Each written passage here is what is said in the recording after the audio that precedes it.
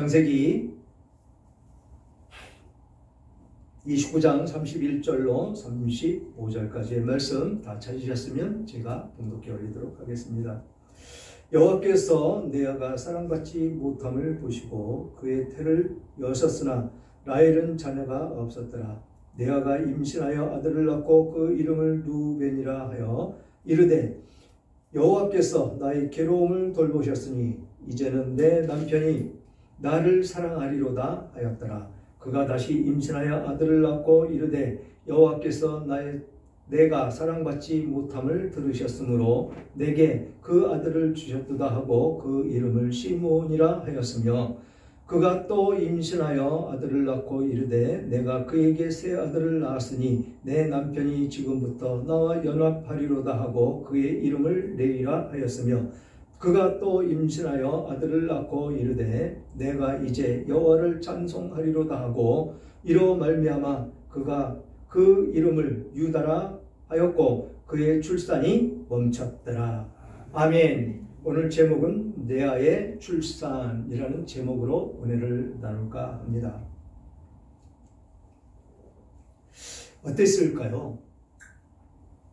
레아가 결혼을 했는데 신랑이 거들떠보지도 않습니다. 이것으로 인해서 레아는 많은 상처를 받았을 것입니다. 지난주에도 말씀하셨지만 우리 사람의 생각으로 삶을 살아가는 것은 아주 잘못된 것입니다. 하나님의 뜻 가운데 있어야 된다는 것이죠. 그래서 마음에도 없는 결혼을 한 이 야곱의 마음이 또 그 마음은 또 어땠을까요? 사랑하는 여인이 옆에 있는데 그를 원했는데 그를 주기로 약속을 했는데 그가 아내가 되지 않고 다른 여인이 아내가 된 그 상황, 얼굴도 예쁘지 않고 눈도 시력도 약해서 정말 뭐라고 얘기를 할까요? 세상 가운데 무지랭이 같은 그런 사람을 아내로 맡게 되었다라는 것이죠. 실망도 엄청나게 컸을 것이고 그 마음은 어디에도 헤아릴 수 없는 그 지경까지 이르렀을 것입니다. 이 결혼은 모든 상대를 피곤하게 했을 것이다 라는 것이죠. 그의 마음은 온통 라헬에게 가 있어서 레아는 안중에도 없다라는 것이죠. 그러니 신혼의 단꿈을 잃어버린 그 레아의 삶도 고통의 나날이었을 것입니다. 사람의 생각으로 레아를 야곱의 짝으로 맺어지게 한 것 같지만 하나님은 그 주권적인 그 하나님의 그 역사하심, 그것을 모르는 사람들에게 나타나는 현상밖에는 되지 않는다라는 것이죠. 그래서 아파하고 고통스러워하고 짜증스러워하고 원망스러워하는 세상 사람들밖에는 되지 않는다라는 것이죠. 하나님께서 맺어주신 그 야곱과 레아가 행복해야 하는 그 삶 가운데 야곱은 레아를 바라보지 않고 오직 라헬만 바라보며 라헬에게만 신경이 가 있는 그 야곱을 바라보면서 레아는 극심한 고통 가운데 있었을 것입니다. 이러한 일면의 그 상황 가운데 우리들의 삶 속에 하나님을 얼마나 신뢰하며 그 하나님의 말씀을 쫓아 사는지 우리들을 살펴봐야 된다라는 것이지요. 이것이 진정 하나님께서 주신 것인지 아니면 세상에서 주는 기쁨일 뿐인 것인지 우리는 알아야 된다라는 것입니다. 그래서 오늘 첫 31절 말씀에 여호와께서 레아가 사랑받지 못함을 보시고 그의 태를 여셨으나 라헬은 자녀가 없었더라 라고 말씀하십니다. 두 딸에게, 두 아내에게 모두 아이를 주지 않으신 것이 하나님이시다라는 것이지요. 왜 그러셨을까요? 야곱이 돌이키기를 바라지 않으셨을까요? 야곱이 사랑하는 마음을, 레아를 사랑하는 마음을 좀 열어지기를 하나님이 기다리셨을까요? 지금 하나님이 레아가 사랑받지 못함을 보시고 그의 태를 여셨다. 이제 사랑받지 못하기 때문에 이제 후손이라도 주어서 사랑받게 해야 되겠다라는 말뜻도 되겠지요. 그러나 하나님께서는 이미 다 작정을 하셨고 예비되어 있는 그런 상황 가운데 놓여 있음을 볼 수가 있습니다.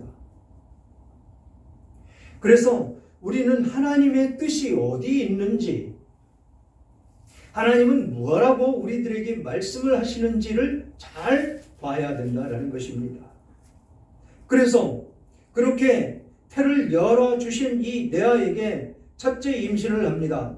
레아가 임신하여 아들을 낳고 그 이름을 루벤이라 하여 이르되 여호와께서 나의 괴로움을 돌보셨으니 이제 내 남편이 나를 사랑하리로다 하였더라 라고 고백을 하면서 이름을 누벤이라고 지어줬다라는 것이죠.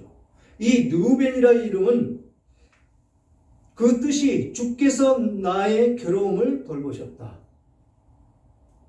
이 성경시대에 보면 모든 이름이 다 자기의 신앙 고백으로 이루어진 것을 볼 수가 있습니다. 모든 이름이 다 그렇습니다. 그래서 정말 괴로워하는 그 상황 가운데에서 하나님이 야곱을 들여보내주시고 자기의 태문을 열어주셔서 괴로움을 하나님이 돌보셨다라고 고백을 하는 것입니다. 누구에게? 하나님에게.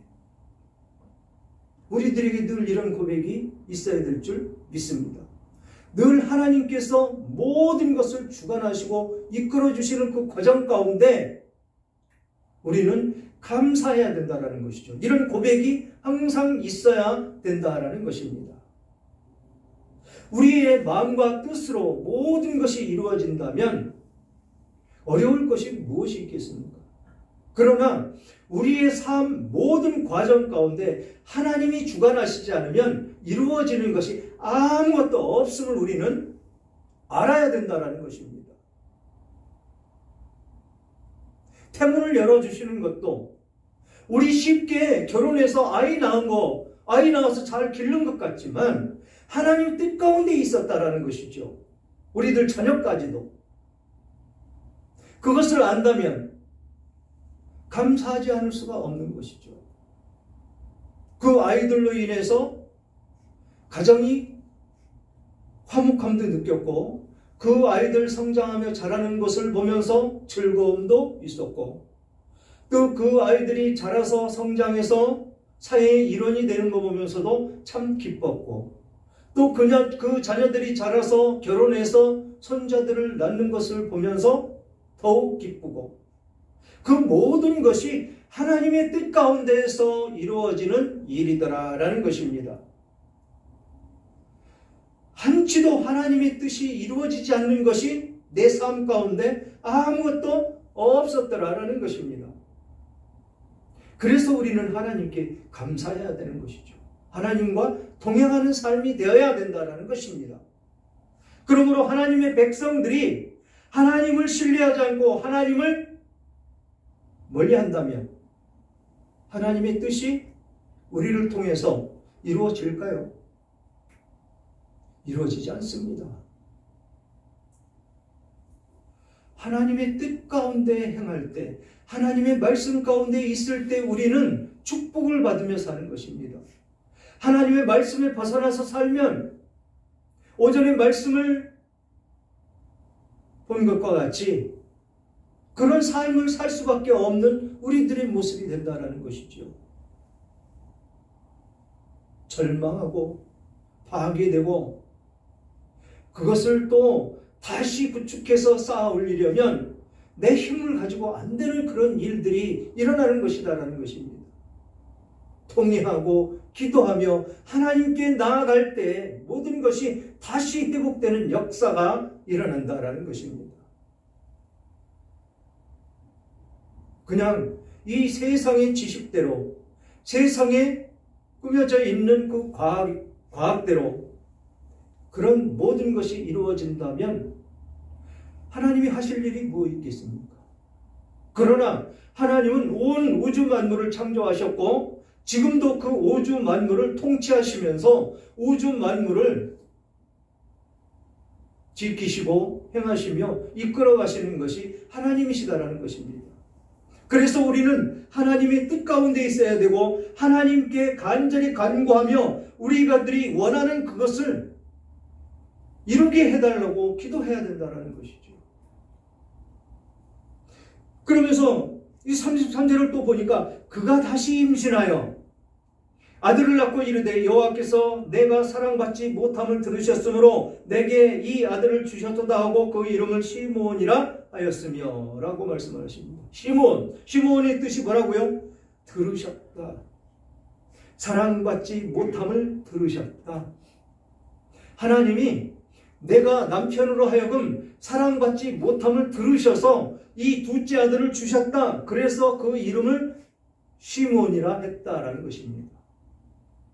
고백이라는 것이죠. 기도하는 것입니다. 매사에 무슨 일을 하든지 어디에 있든지 그 기도 가운데 우리는 머물러 있어야 된다는 것이죠. 그리고 기도해놓고 그 기도한 대로 내가 살지 않는다면 헛기도죠. 될 수 있는 일이 아니죠. 기도했으면 그대로 따라 행하며 내 삶을 하나님께 드려야 되는 것이죠. 그래야 이루어지는 것입니다. 그래야 하나님이 나를 통해서 내가 기도한 모든 것이 이루어지는 역사가 나타난다라는 것입니다. 그래서 기도하는 것이 그냥 기도가 아니고 내가 무엇을 하겠습니다라는 것은 서원이다라는 것입니다. 이 서원한 것은 하나님이 그냥 지나치시지 않습니다. 반드시 받으십니다. 반드시 받으셔서 그것을 이루어 가시는 것이 하나님이시다라는 것을 우리는 항상 명심해야 된다는 것이죠. 그냥 보기 좋게 기도 열심히 거창하게 거룩하게 해놓고 실제 삶으로 나아가서는 그러지 못한다면 가식에 불과하지 않다는 것입니다. 대형교회 장로들 참 거룩하게 기도합니다. 거룩하시고 사랑이 충만하신 아버지 하나님이 시하면서 거룩하게 기도합니다. 그렇게 기도해놓고 실질적으로 그 본인은 예배당 밖에만 나오면 그 말씀 따라가지 않는 모습을 우리는 볼 수가 있다는 것이죠. 우리는 그런 삶을 살아서는 절대로 안 된다는 것입니다. 기도하고 서원을 했으면 그대로 그 모습 그대로 우리는 살아야 된다는 것이죠. 세상 가운데 나아가서 거룩하게 그렇게 기도해놓고 쌍욕을 하면서 하나님의 영광을 더 가리는 것이죠. 하나님이 기뻐하시지 않는 일을 우리는 하면 안 된다는 것입니다. 성경에 있는 그대로 범죄하지 말라고 그랬으면 범죄하지 말아야 되고 순종하라면 순종하는 그 모습대로 살아야 되고 서원했으면 서원을 반드시 갚아야 되고 법과 율례와 규례를 지키며 살으라고 말씀을 하셨으니까 그대로 우리는 행하며 삶을 살아가야 된다는 것입니다. 그래서 이 레아가 그렇게 사랑을 받지 못하고 상처 가운데 그 남편의 사랑을 간구하며 그렇게 기다리고 있는 그 과정 가운데 하나님이 태문을 열어주셔서 이제 자식을 얻는 그 기쁨으로 살아갈 수 있도록 열어주셨다라는 것입니다. 그러면서 34절을 보니까 그가 또 임신하여 아들을 낳고 이르되 내가 그에게 새 아들을 낳았으니 내 남편이 지금부터 나와 연합하리로다 하고 그 이름을 레위라 하였으며 라고 말씀을 하십니다. 레위는 연합이라는 뜻입니다. 연합. 남편이 나와 연합했다 라는 뜻이라는 것입니다. 우리는 교회 공동체 가운데 혼자서 무슨 일을 하려고 그러면 참 힘들고 어렵습니다. 그래서 연합해야 되죠. 교회는 공동체입니다. 공동체 중에서도 또 하나라고 합니다. 그 공동체 중에 하나라고 하면서 각자 개인들은 그 하나된 몸의 지체라고 합니다. 각자의 지체. 이것이 하나가 되어야 된다는 것이죠. 생각도 같고 뜻도 같고 행동도 같고 행위도 같고 모든 것이 혼연일치 하나가 되어야 된다는 것입니다. 그래서 우리는 연합체를 이루며 삶을 살아가야 된다라고 하나님께서 말씀을 하고 있는 것입니다. 이 레위가 무슨 일을 합니까? 제사장 역할을 하죠. 그래서 모든 제사를 주관하고 영적인 지도자들이 돼서 예수님이 오기 전까지 모든 예배를 주관하고 말씀으로 백성들을 이끌어가는 그런 지도자들이 되는 것이 바로 이 레위다라는 것입니다. 그러면서 35절 보니까 그가 또 임신하여 아들을 낳고 이르되 내가 이제 여호와를 찬송하리로다 하고 그로 말미암아 그가 그의 이름을 유다라 하였고 그의 출산이 멈추었더라.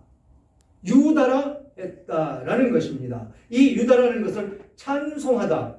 이제 내가 여호와를 찬송하리로다 라는 뜻을 가지고 있다라는 것입니다.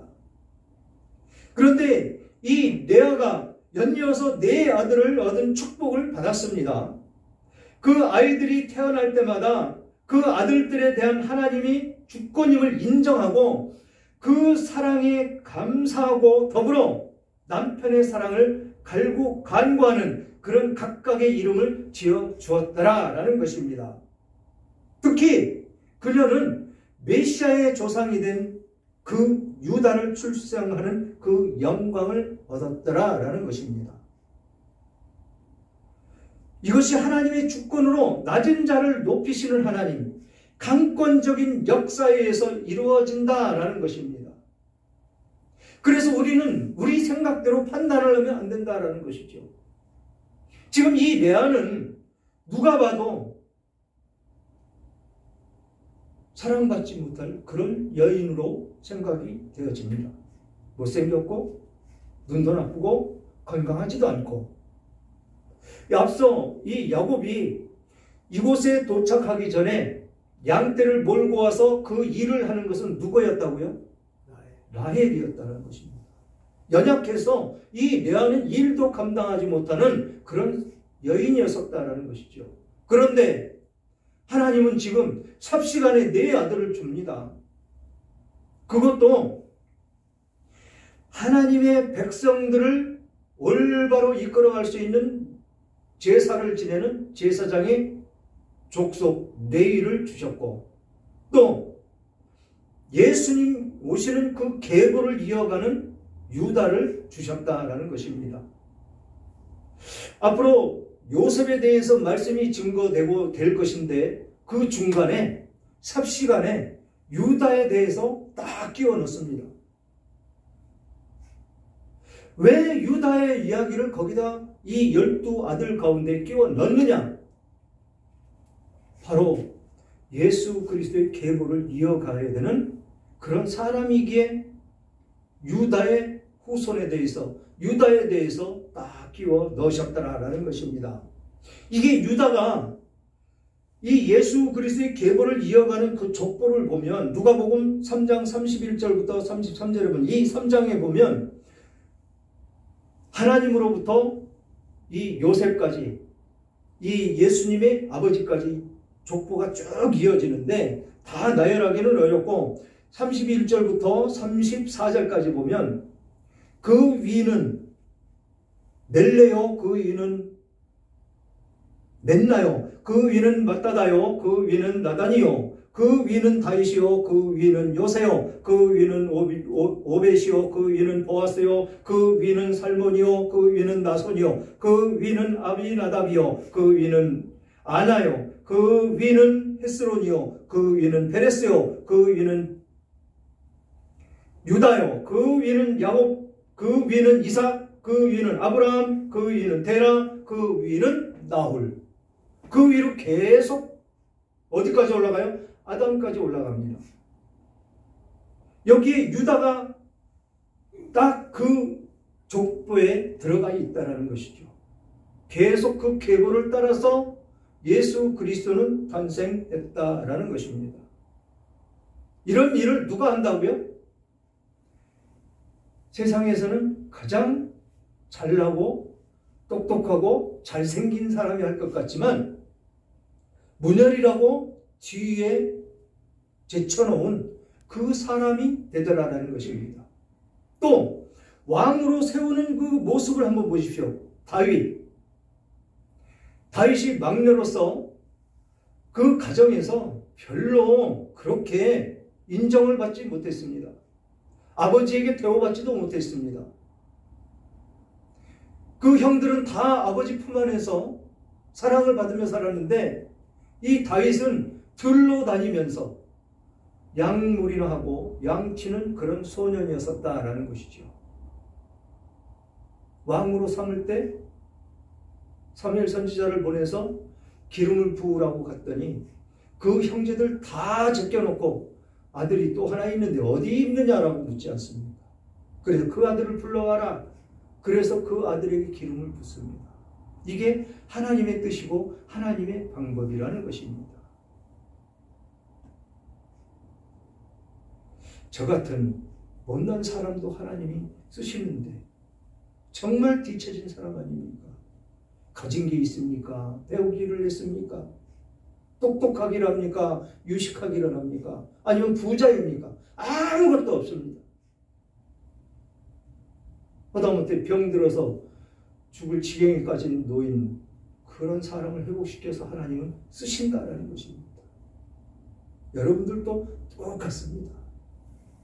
여러분들 과정 가운데 나는 아니야, 나는 안 돼, 나는 못해라고 내 마음은 그렇게 나를 깎아내리고 있을지 몰라도 하나님은 여러분들을 세우시고 여러분들을 통해서 하나님의 역사를 이루어 가시기를 원하신다는 것입니다. 오늘 여기에 레아가 그렇게 하나님의 사랑을 받고 하나님의 그 역사적인 예수 그리스도의 계보를 이어갈 수 있는 그런 어머니로서 우뚝 세워 놓으셨다라는 것입니다. 이게 하나님의 방법이라는 것이죠. 하나님의 주권이라는 것입니다. 사랑하는 여러분, 오늘 본문을 통해서 자녀 생산은 인간의 노력으로 이루어지는 것이 아니고 생명의 주인이신 하나님의 섭리에 따른다는 사실을 우리는 알았습니다. 언약의 계승자인 이스라엘의 혈통은 하나님의 주권으로 이루어지고 있으며 우리들도 하나님의 주권 가운데 아브라함의 후손으로 지금 구원을 얻고 지금 이곳 가운데 앉아서 하나님께 예배를 드리고 있는 것입니다. 그런 우리들이 하나님의 형상을 입은 영적인 사람들로서 하나님의 주권과 섭리에 잘 따라 삶을 살아야 될 것입니다. 그런 우리들의 삶 가운데 섭리하시고 인도하시며 은혜와 사랑으로 안아주시는 하나님과 동행하시는 여러분들이 다 되시기를 주님의 이름으로 축원합니다.